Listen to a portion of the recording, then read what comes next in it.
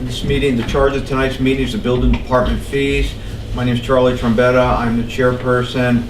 On the committee also tonight is Shay Nagershaft and Ben Chinisi. Robin Edwards will be representing Corporation Counsel. Dan Garrett for the Finance Department. In ex officio is Councilwoman Stanley, Councilman Arconte, Councilman Taylor, and Councilman Cavo. Did I miss anyone? Oh, Sean Harity is here. And requesting a meeting was Leo Null from the Building Department.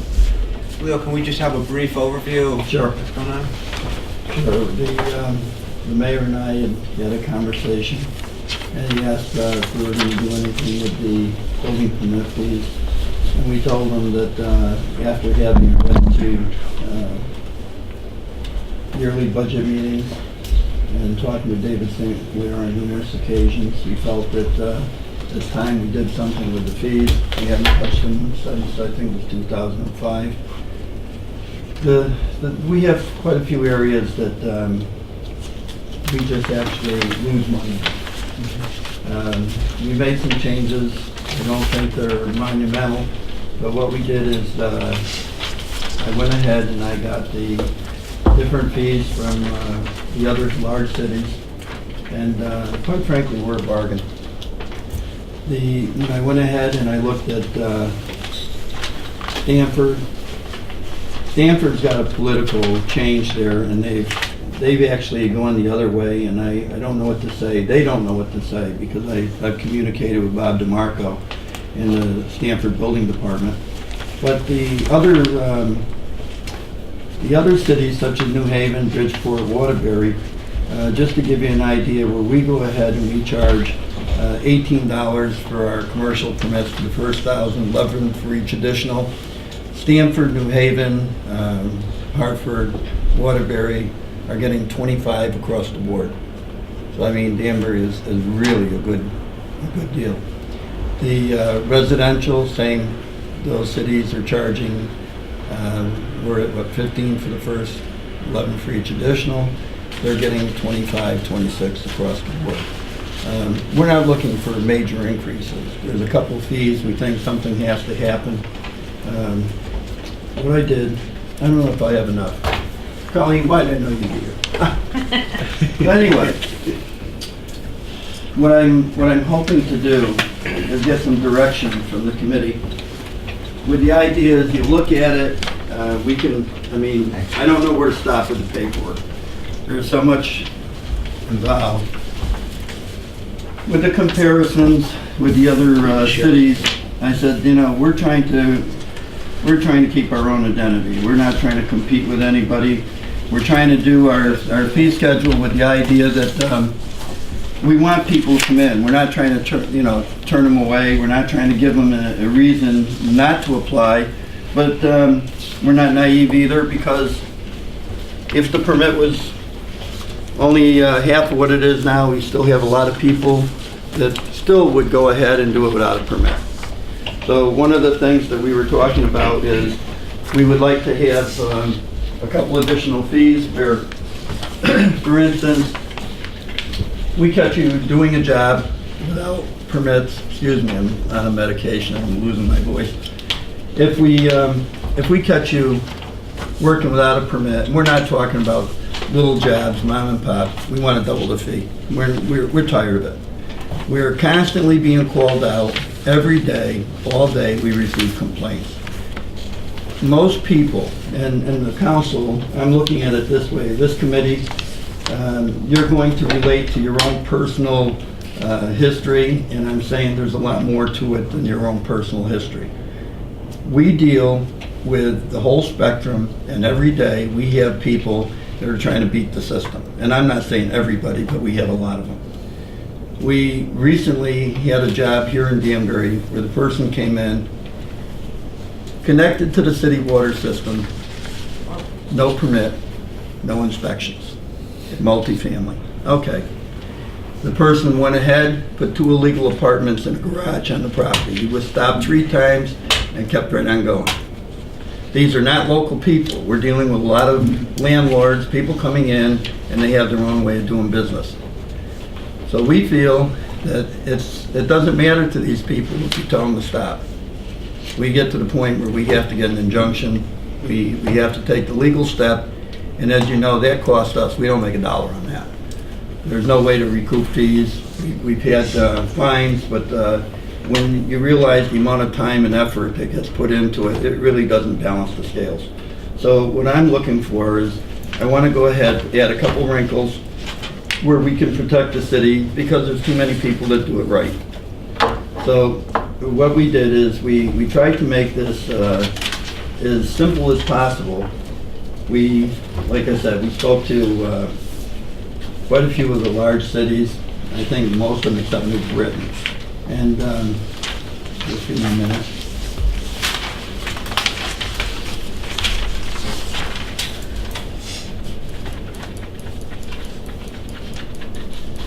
We realize this is a proposal and you're going to tweak it. And what I'm hoping we can do is come to some common ground. Does anybody else need a copy? I realize I got a couple more.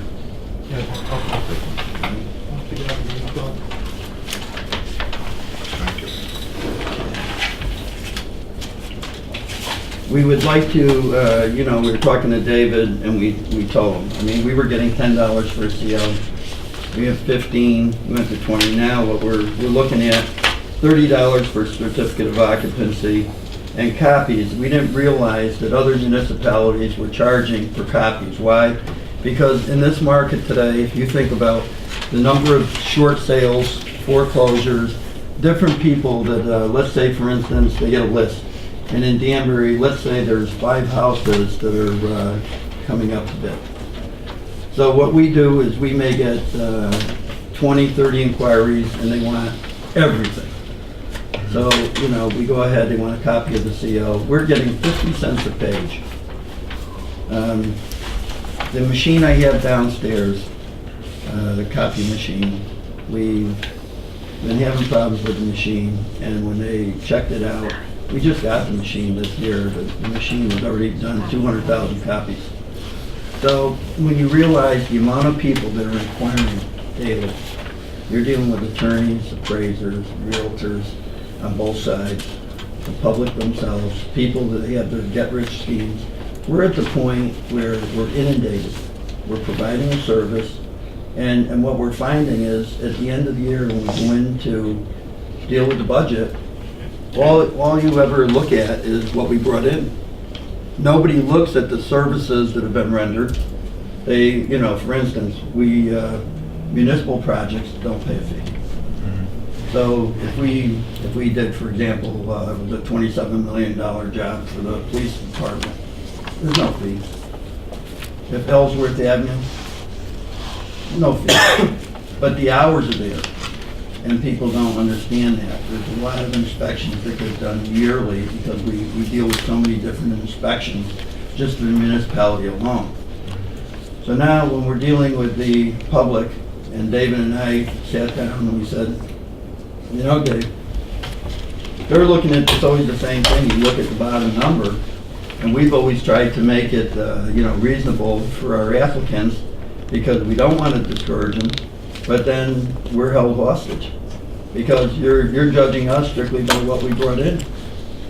And we're telling you we are not trying to compete with the other large cities because, quite frankly, I don't think it would be fair to our applicants. And if you were to go across the board and take a look at some of these municipalities and realize what they're paying, I could have gone ahead and given everybody, I didn't realize we were going to have this many people. But what we did, we dealt with New Haven, Stamford, Norwalk, Bridgeport, Waterbury, Hartford.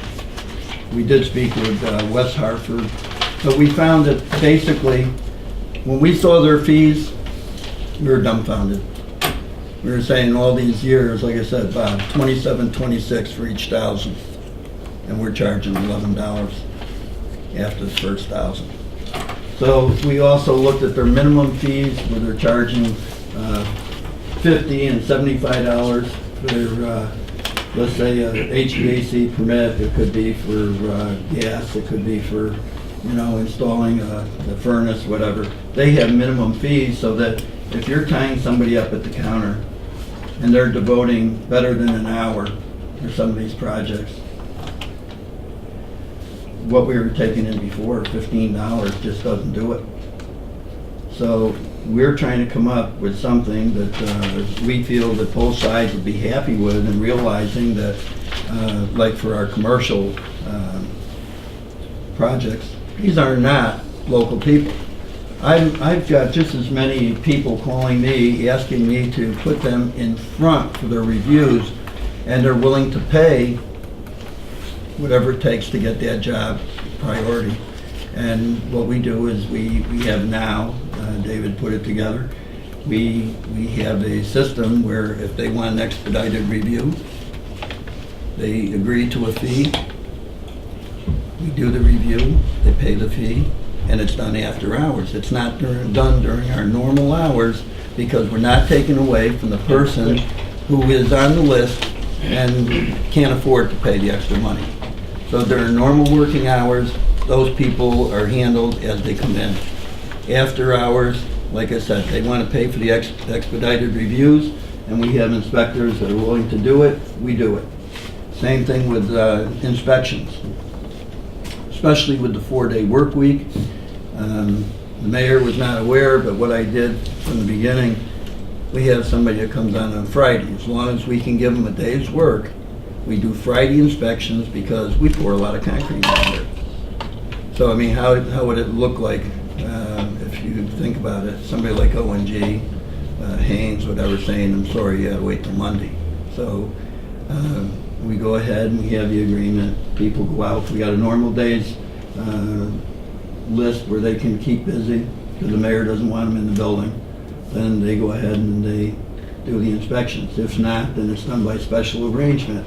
And the arrangement, once again, they sign a contract with us. We go ahead and we do the inspections, and they agree to those after-hour fees. They're happy, David's happy. It's like we are constantly billing and waiting to get paid, but there's no effect on our immediate customers. The COs, what we did, I'd like to just go through the list, and if you have questions, ask, and then we'll go back. But we were talking about the proposed fees. We wanted to go to $15 for the first 1,000, but we wanted a $50 minimum. Why? Because you may have a job that's only $15, because people are not always telling us that they come in and they can get, for instance, they feel that they can get somebody to dig a ditch and they can get it done for $100. That job is worth a lot more than $100. So we look at it, and we have to look at the overall cost of the job. So we try to reach a reasonable solution as to what everybody can agree with for a price. We ask for material and labor. Very few people will continue to argue, but the point is, at the end of the year, which nobody thinks about, if I had a group of permits, and the permits, you looked at them, they say, how can you go ahead and issue a permit for this estimated value? I always look at it and explain to the people that I have to account to somebody else. So if we're building a house and the average is $100 a square foot, and I got the guy that comes in and says he can do it for $35, we take him to task. We try to go ahead and explain to them, we know ahead of time what the material is going to cost depending on the job. The idea, the appraised value, we've come up with a system, because we have people that will use, for instance, Kohler fixtures versus a much cheaper fixture bought at Home Depot. We do not have the time to go back and forth on a spec list when half the time they're not going to follow it anyway. So we just go by a square footage price. Most people realize they're getting a break. So what I would like to make sure everybody realizes, the $50 minimum is so that we can at least pay for the time that was tied up. or close to it. The commercial, 20 per thousand, $75 per minimum. You gotta remember when you say, it sounds like a lot, but when you take a look at, a sprinkler system coming in, you realize how much it's costing. These people are more than happy to pay for it. They just wanna get their permit and get out of here. And there's a lot of review involved, which most of you don't see. C of O's, we want to jump it to $30. We think it's reasonable when we have other cities that are charging $50, $75, and $100. So I think Danbury still is a bargain. Copies of the COs, why? Because we're constantly making copies for all these people inquiring, needing a whole file on a specific property. So what happens is you get an FOI request, by law, you have to come up with every bit of information in a reasonable amount of time. But at 50 cents a page, it's a loser. So, but we still have to do it, comply. So something like a C of O, a copy for $10, I don't think is going to break anybody's piggy bank. The approval, certificate of approval, is basically those structures. People want to have proof that it's been finalized. You can't give them a certificate of occupancy, let's say for the sake of argument, that it was a shed, it was a cell tower. I mean, there's so many things we deal with where you're not going to give them a C of O. So what we did is we came up with a certificate of approval, so we have something we can give them and make them happy when the state doesn't require a CO for that specific project. And they're more than happy to pay for it. So we came up with $25. As we went through the table, the idea was so that a person could come in, could take a look at like a bathroom addition renovation. We came up with $150 a square foot. You can do the math, but we're finding most bathroom renovations today are running $9,000-$10,000 plus. Like I said, if they can show us that there's a difference in cost, I mean, we'll listen to them, but what we're trying to do is give them something to go by, because most people just come in and grab paperwork. So you're trying to explain to them what they have to actually do. If you went ahead, you take a look at a kitchen addition and renovation, you know, we have some people that are aware of what they cost. I mean, today, remember, if you have a kitchen that goes for 50 grand, we never see 50 grand for a kitchen. We got people in Danbury put 100 grand in the kitchen. We never get them. We wouldn't even think of that kind of money. So when you go by the square footage and you figure it out, like I said, most people won't argue the fact. We went into apartments, 4 stories or greater. We put a square footage. We're breaking it down now. Why?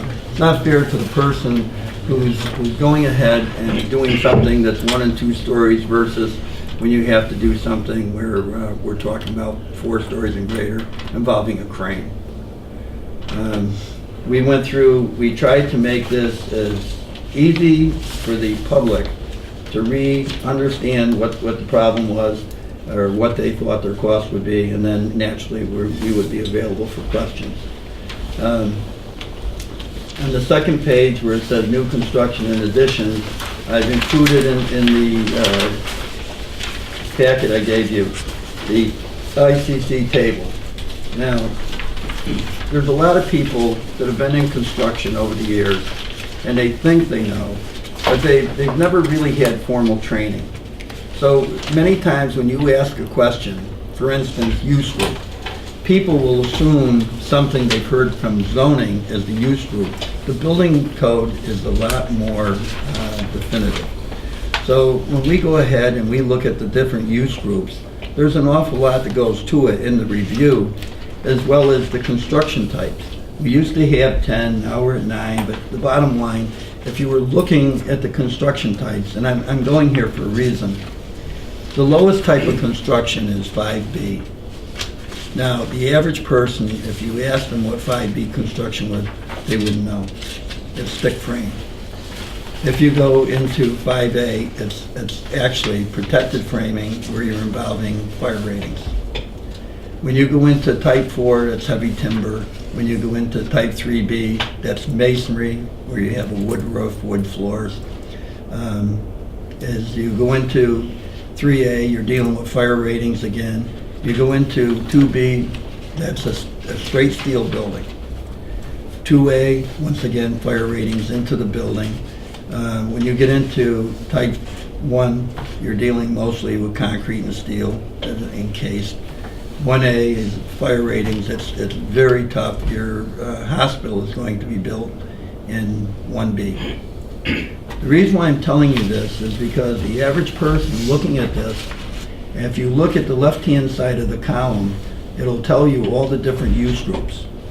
The upper part of the table is the construction type. So as you come down, once your person, your architect or engineer, has declared the type of construction, and you look at the use group, you'll see that there's a square footage price assigned. This is to give us something to go by. This is national. This isn't Danbury, this is national. There are multipliers for the states, but what we do, it's easier for us to explain to a person how this is actually calculated. Many of the people we deal with, you have to remember, in the state of Connecticut, you're not required to have an architect or an engineer unless you go over 5,000 square feet. In a house, even at 5,000, you're not required. We can request an engineer be involved when we're dealing with steel, laminated beams, anything that requires some kind of intricate structural design. But for the most part, you see very little of it in a residential use unless it gets past the two-family. So what we've done is we've tried to come up with something that what it has to do is give us the capacity to explain to a person how we arrive at an estimate and to get them to prove that theirs is going to cost less or to, shall we say, pony up to the plate. Because I'm going to say that 8 out of 10 people that come into our department, their estimate is way too low. They have a court case that I'm going to be dealing with right now, going through, they're in arbitration. The person, the owner, came in and put down his fee is 1.6 million. So right away everybody said, that's a lot of money, not for the building involved. In his deposition, under oath, he has admitted that he has already paid 3.7 million. Like I said, not everybody is upfront. This gives us the availability to go ahead and say, under this type of construction for this use, you should be paying at least this amount per square foot. Like I said, we're not talking about mom and pops. We're not talking about single-family homes.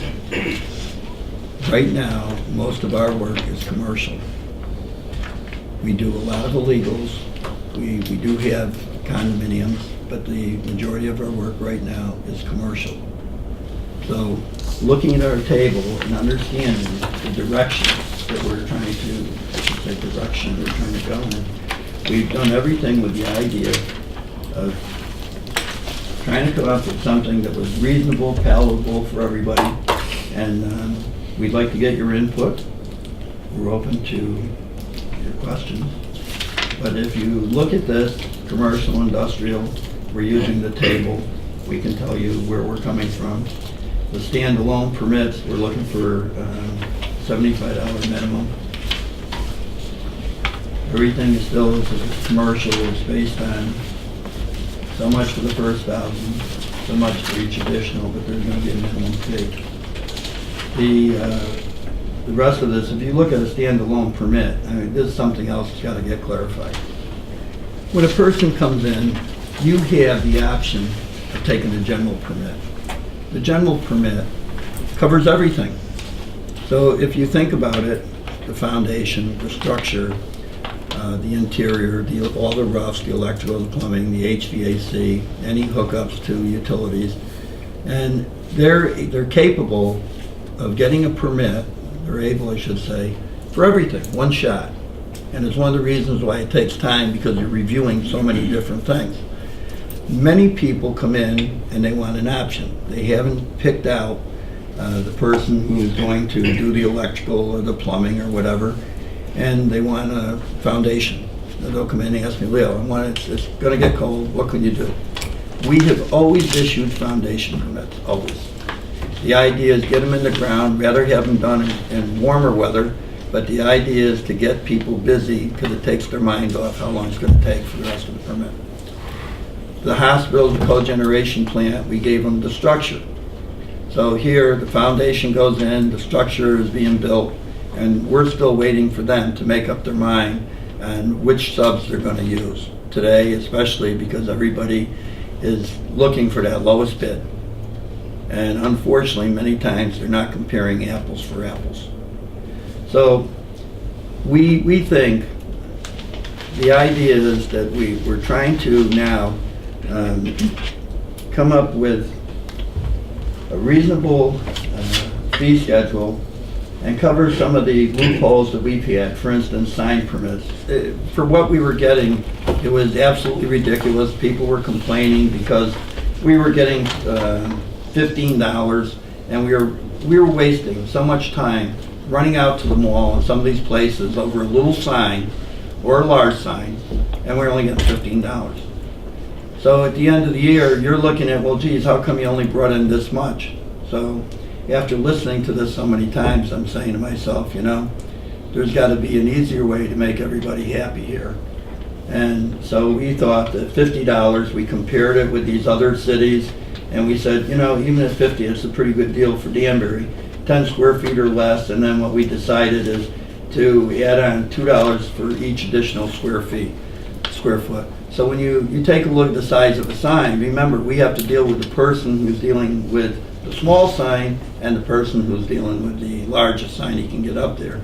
So all we're trying to do is strike a happy medium, trying to keep everybody happy and be able to account for our time.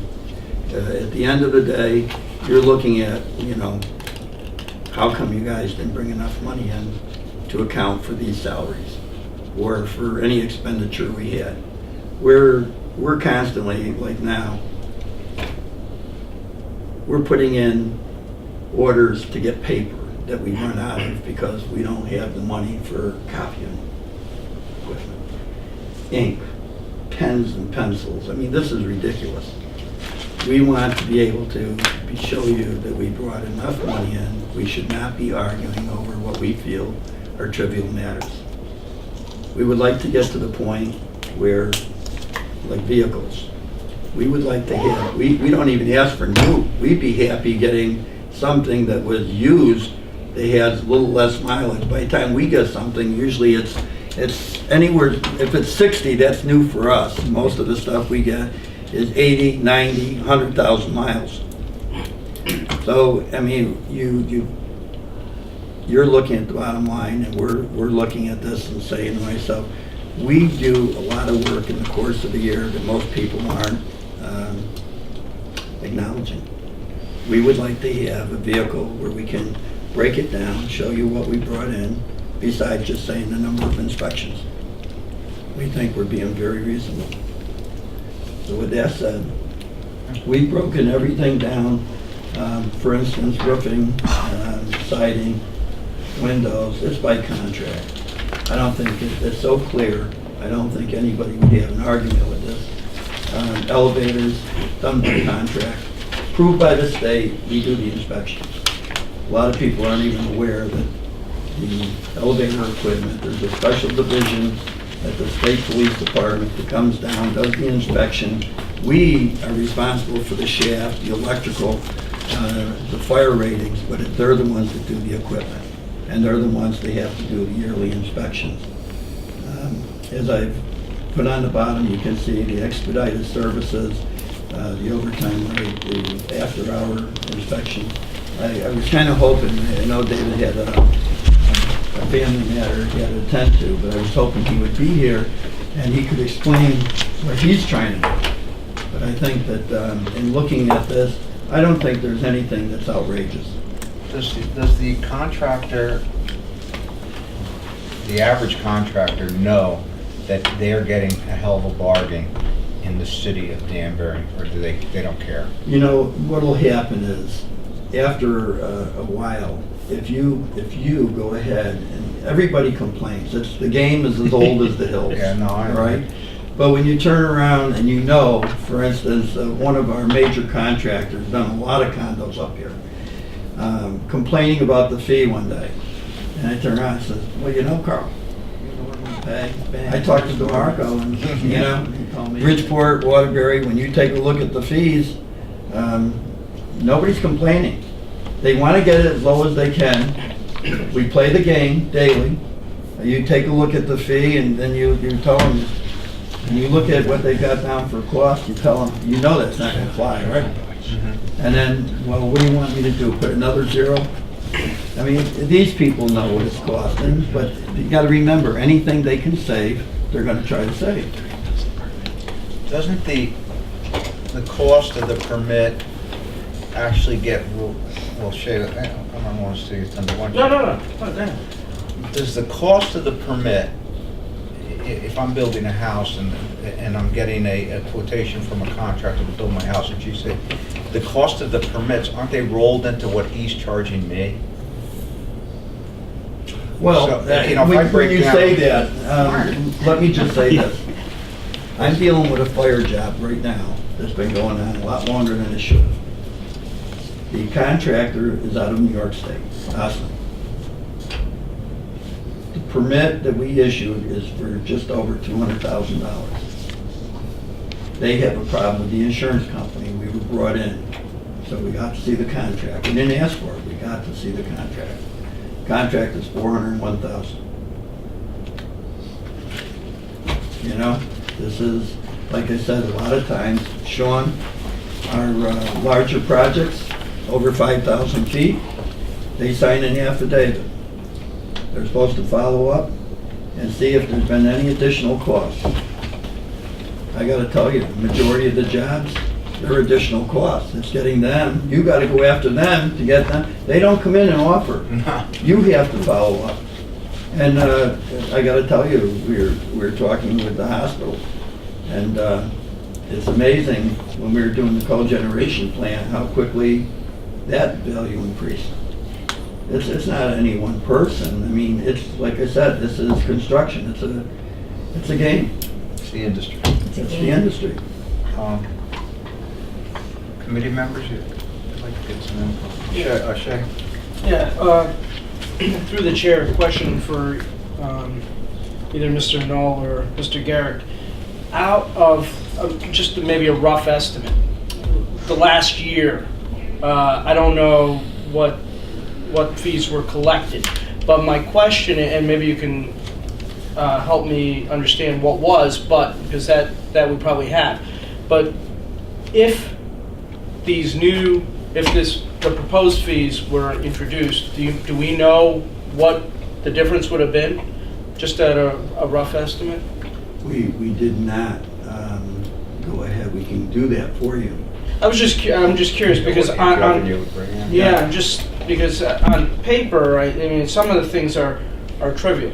You know, you're talking $2 difference, I think, for a CO, but that's not all. But the $15 or the $50 minimum, for example, I'm just curious to see what type of impact that would have, because I don't know how many were just paying the minimum and not reaching the $50 minimum and so on. So Usually we're either over 4,000 inspections or we're under by maybe 300. But what I'm going to tell you is that if you went ahead and you looked at the number of inspections, and let's, just for the sake of argument, there was a $10 difference. It's significant. right. And something which everybody has to understand here. Let's see, we're hoping maybe to get a better car, maybe to have a little more money in our budget. Let's see, last year, I think our operating expenses were cut 39%. After you cut them the year before also. So when you look at the money that's in the budget, you're still going to be controlling what we get, but where do the fees go? General fund. Always have. So I mean, it's not a matter of going ahead and spending this money lavishly. The money goes back into the general fund, but it gives us the opportunity. I mean, this year, you're talking about jobs.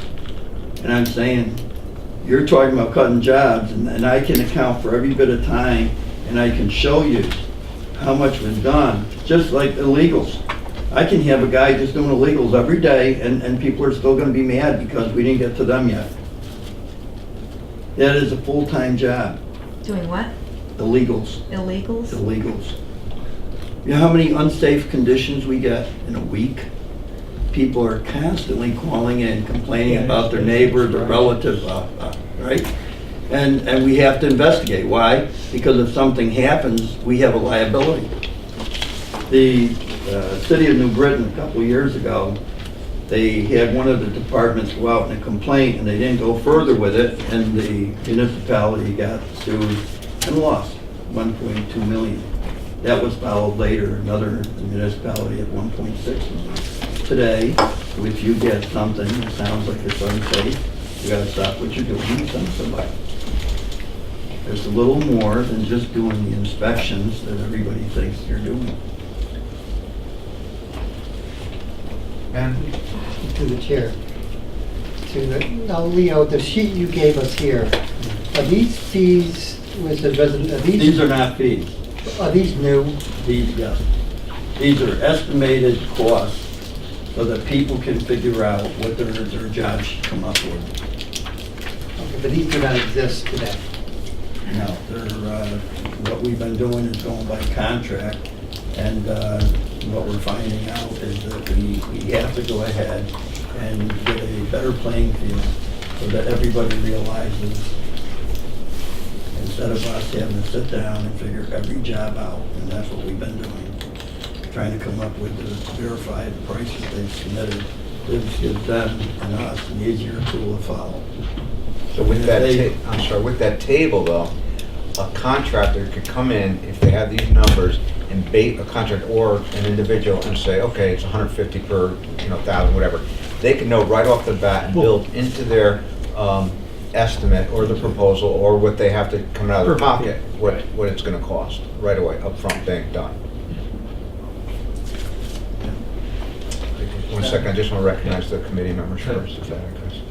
Okay. I mean, I just want to follow up. I have no problem with these proposed fees. And I think as we go more with the economic times, as the state starts reducing more and more of aid to municipalities, I think we hear it on the news all the time. There's a projection of reducing more fees for next year. I think a lot of the municipalities have to seek to other means to start covering our costs. And I think this is one of the areas that we need to look at to try to cover some of our costs. I think this is the way we need to go. I mean, this is just the beginning where a lot of municipalities are looking at the fees we should be charging, and we're not doing it. I mean, when I was a member of the EIC, I mean, we charge very little for the work we do. I mean, Shay, you were on it, and we can see, I mean, when we charge $50 for $1,000 for 200 or 300 hours worth of work. Very little is being charged. I think we're headed in the right way by starting to charge fees that we should be charging. I think, Sean, we've been talking about this about a month ago, a way that we need to start looking at ways we can charge the fees for the work we do. And I think the fees here probably doesn't even cover half your budget that we have.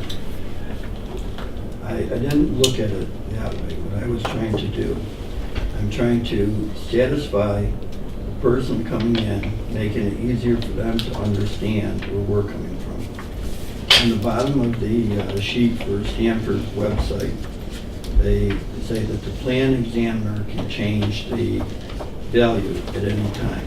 Why? Because as you're going through the plans, you get to be more familiar with the project and what you see there many times. For instance, if you were dealing with a house that had a lot of engineered lumber, or you're dealing with LVLs that are 14, 18 inches through, and you look at this fee, you know darn right well, there's no way. We have a lot of jobs that are coming in right now, And matter of fact, I was talking with one of the guys from Earth Movers this afternoon, he was telling me how tough it is to bid. Because there are people that are bidding on jobs, and we know you can't even buy the material for that job for what you're coming in with for a cost. We know it, proven, but the bottom line, they're gonna continue to do it. We go ahead, we look at something, we get an idea of what it's gonna cost. We sometimes, a lot of times, you pick up the phone, you call Ring Zen and ask them what it's costing for a specific beam. And this is a 4-member beam. Doesn't take, it's not hard to figure out. So when you look at it, you say to yourself, because they want these large spans, that's why we went ahead and put down $150 a square foot for these newer custom jobs. Why? Because there's so much engineered lumber in them today. We're trying to be reasonable on both ends, and if they can present a case and it's reasonable, because remember, let's say it's a little different now, because with Dominic and Dina DiOrio and them, what used to happen is I would get a list twice a year with 100 numbers, and I had to be able to provide them with those applications and jobs so that they could check to see how we came up with our number. It's checks and balances. Mm-hmm. Because if you think about it for a minute, which nobody ever does, in the course of a week, the amount of extra monies that we bring in because we question something is phenomenal.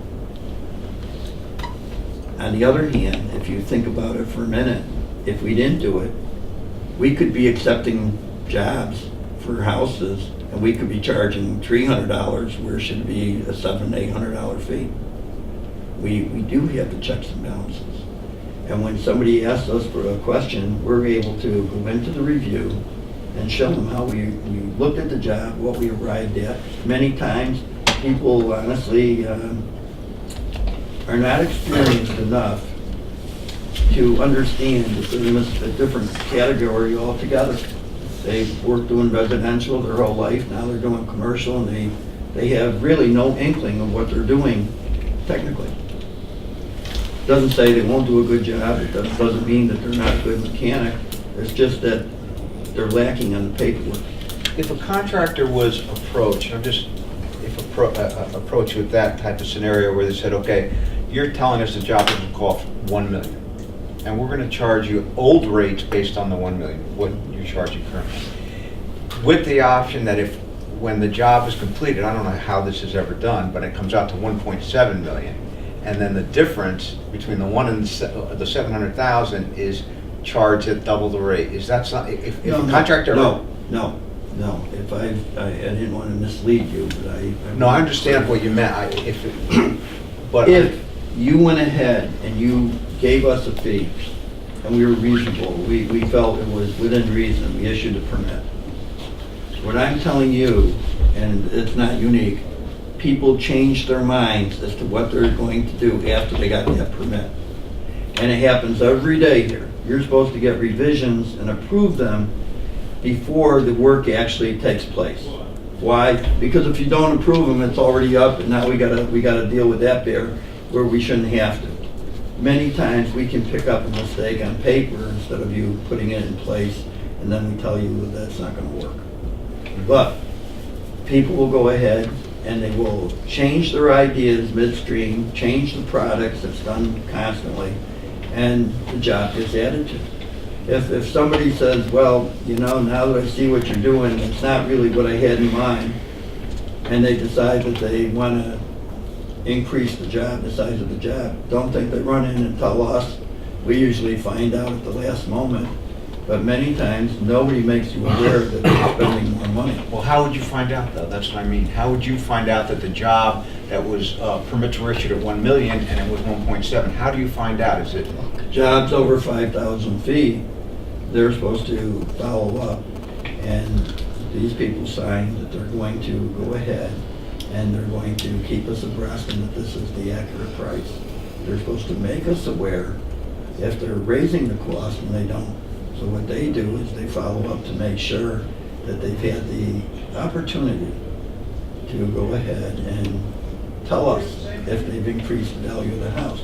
Many times we'll be picked up on the job when the guy's doing the inspection, and we're lucky enough that he's the guy that did the review, or the plan's on the job and he looks at the plan and he sees there's changes from it.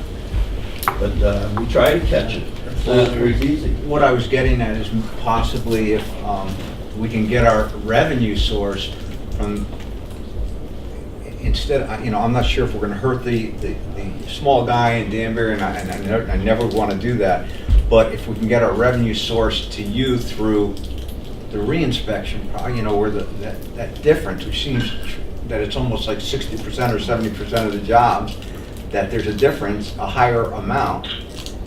I'm just wondering if that is a potential, or is it a lot double the work? It's kind of,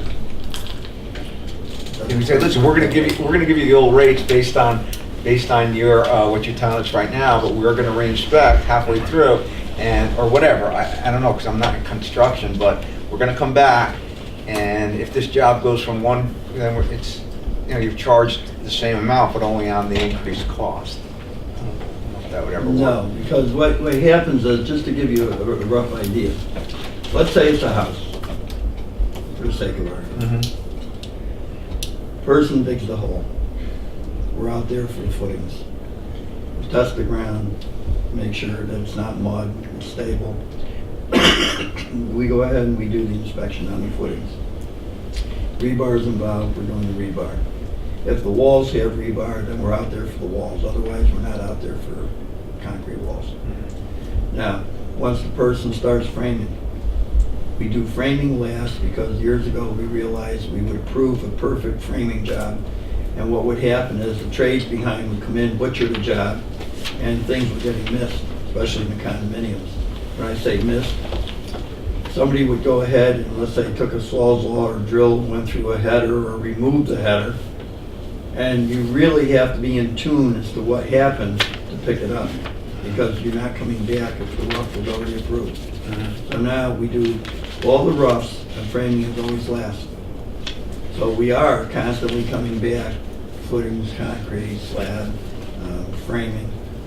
When I say framing, I should say the plumbing's done, the electrical's done, the heating's done, air conditioning, whatever. Now, once that is approved, each one of these are different steps. Once those are approved, the person insulates. That's approved. Now we come back for the final inspection, which is basically a walkthrough where you're seeing now the fixtures are in place, the switches, the lighting, anything that you needed to finish from the rough stage to the final job. So once that's done, you're doing a CO on the total job. When you're doing a partial, the CO only reflects what work is being approved, what was permitted, what was inspected, and what's being approved. I want to open this up. I know people have been waiting, and I'd really like to hear from some of the people that are here. If you could just keep it brief, because this is not going to be settled tonight, I can tell you right now, because, obviously. But I'd like to hear from, like, Bobby and Councilman Taylor and Councilman Stanley. Can we just make a little quick around the room? Just a couple of quick points. I like this system of having, this is very similar to what DMV enacted a few years ago, where people come in and register a car, say my car's worth $100, and now it's not. But, there's a table. And if you can prove your car is less than that, you can have the appeals process. So I like that idea. But it's very good for people, especially residential or people who are doing their own work, don't have an idea of construction costs. So it gives them a guideline to go by. I think a lot of people are not doing it, everybody trying to save money, but some people do it through ignorance too. That's point one. I think it'd be a good point too, if we did a sheet and that had the comparisons. If you list Danbury, list Bridgeport, list Hartford, and show people that we're giving them a hell of a deal. So they realize even though they're paying more, it's still a deal, and we still make Danbury a contracted building, friendly place. I like the idea of being able to adjust the cost as the project progresses if there's more. I would imagine because before the final CO or after the CO, well, it has to be before the CO, but it has to be assessed by the assessor. So if someone comes in with a $500,000 job, and when that job is done, and they come to assess that building, it goes on the tax roll, they assess it for $1 million, obviously there's some wiggle room in there, and before you get your CO, you should be responsible for that you know, The what you incremental make. difference. Right, you should be Yeah. responsible for that difference. So you're basing the actual cost, because any building, as Leo said, is an estimate. And there's all kinds of costs that, you know, run into that shit and that you don't anticipate. So I think we need to find a way to have that initial cost basis, and then before they get a CO, have it assessed, and then be able to collect that extra, you know, at the end. Okay, thank you. Thank you. Bob? Thank you. I don't think it's fair for us to compare what Danbury charges to these other towns that are so far away from us. What we should be comparing ourselves to the towns around us.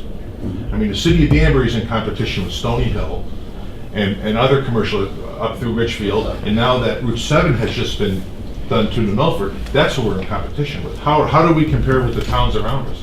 Well, Bob, we had gone ahead and we talked to Brookfield and Bethel, and we thought that we were very comparable. The problem is that David felt that we shouldn't be comparing to the towns around us. He felt Danbury's the city, and he wanted us to do a comparison with the city. So we did as we were instructed. I understand.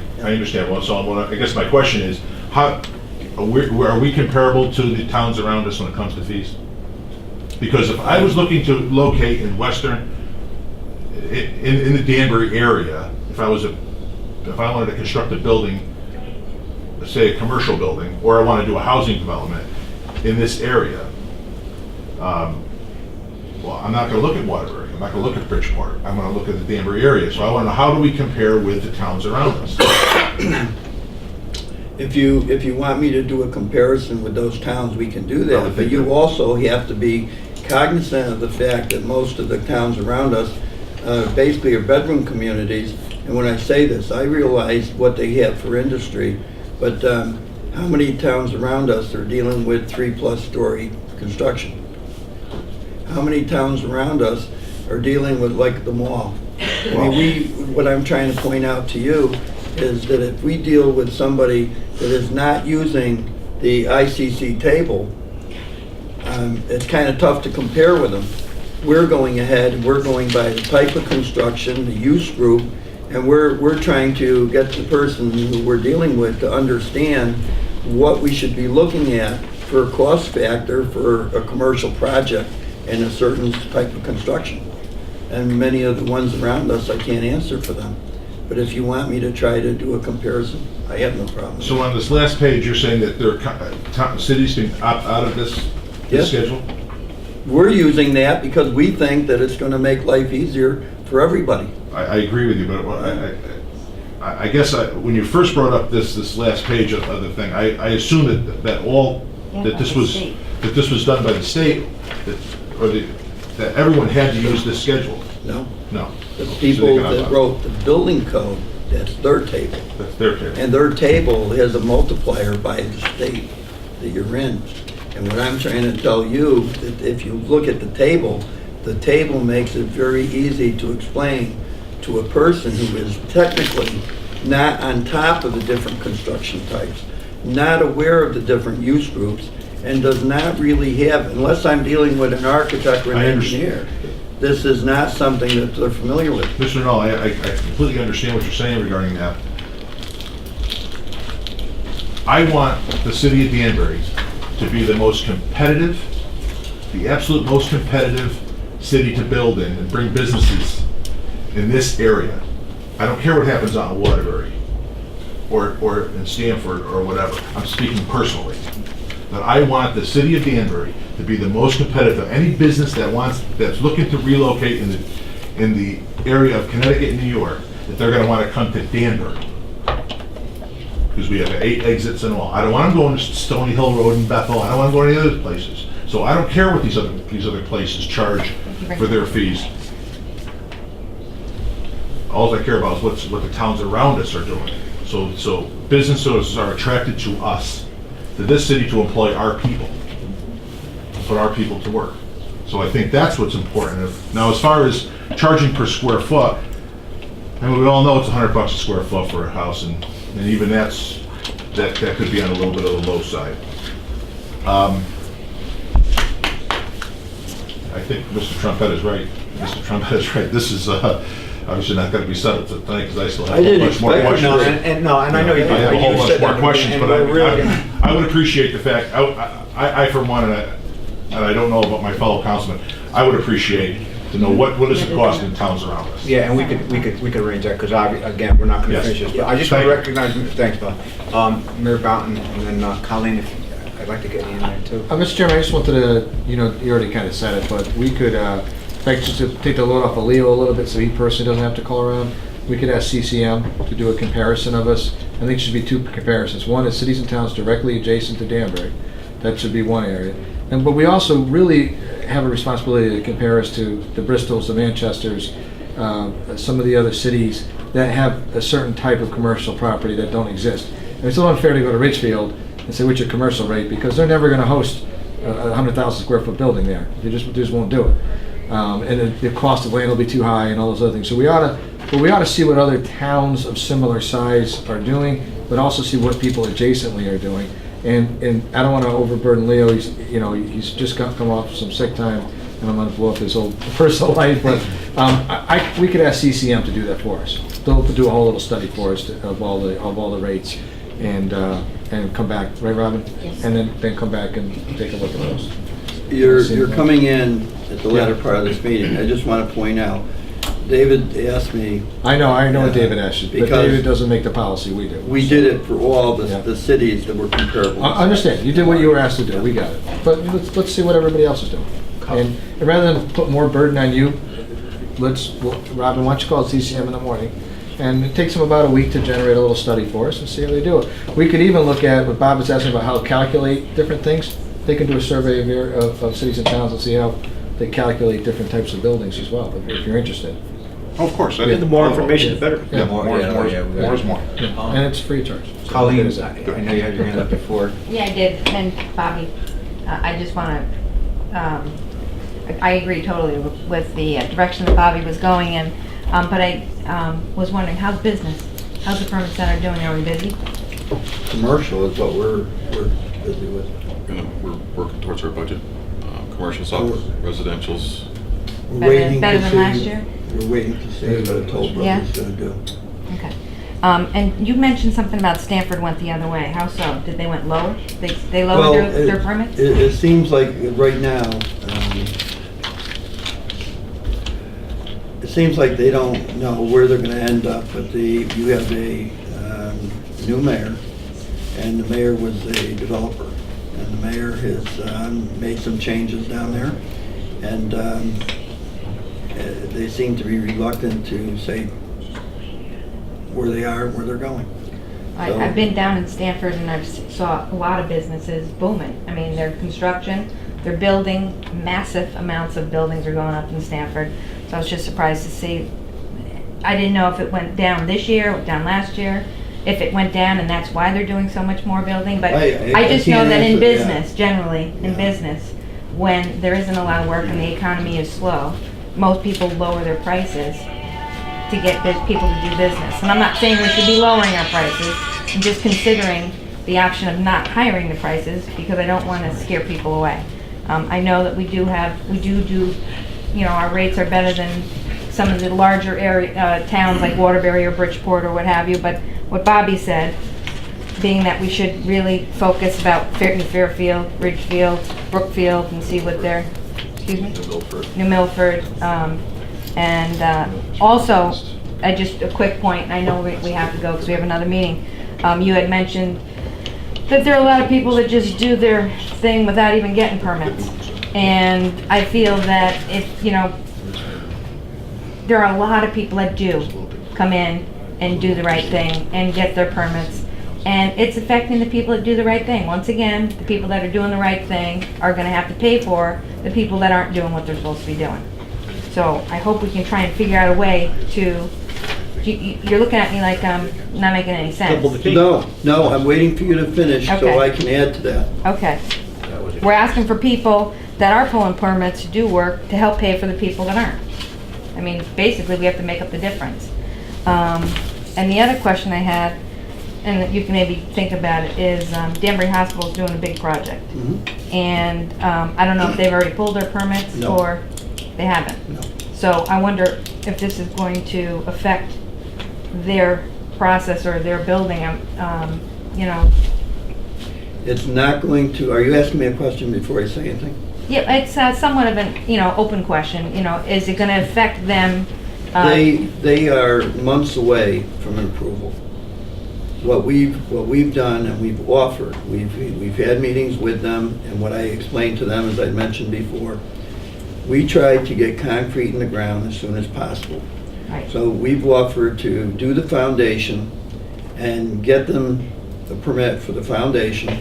Remember, if you're not familiar with the job, we're hoping they're going to do the garage first. The garage is getting roughly a 60-foot addition off the, if you were looking at it from the road, it'd be the right side west. Yeah. And then what they're gonna do is put another slab over the whole thing. Now, Excuse me, 1 minute, we have to flip the page, sorry. Charlie, it's not gonna go much longer because I got a 7 o'clock meeting and they're all out here waiting. No, actually, we're gonna have to, make a motion to. Mr. I'm Chairman, sorry. you want us to collect that data for you now? Yes, please, sign, we're gonna sign the SCCM, is that what it's called, to CCM. Thank you. We'll also, why don't you someone make a motion to continue and give some direction to the Chairman, member. before you get it, I've had my hand up, I just need to recognize for a moment. Okay, Joe. My only question is, and it doesn't have to be answered tonight, I agree with the fee schedule for the valuation being set up. I think that's a smart move, and I think that makes it a more even playing field. But what I'd like to know, Leo, next time when we come back, could you just give us some examples of cost for your office versus fee collected for, let's just look at like a 3,500 square foot home. Let's look at a, 7,500 square foot business. And if we can just compare the cost associated with the fee collected, just roughly, so we have a kind of an idea where your office is in generation. I mean, are all the taxpayers in the city of Danbury paying for people's permits? Or is it a user fee only? I'm just trying to get, a little bit of an idea on that, so, Thank you. thank you. Through the chair then. So we're gonna follow up on, CCM's gonna do their report for us. And then Joe's request also. But also, again, either to Mr. Garrett or to Mr. Knoll, as far as how much was actually collected this year. And maybe with the fees, proposed fee schedule, maybe how much it would have yielded had that been in place, if we could get that, just for a rough ballpark figure, it doesn't have to be exact. And with that said, I'd like to make a motion then to continue this meeting. Second? All in favor? Aye? Motion adjourned? So moved. Second? Meeting adjourned. Thanks, everybody.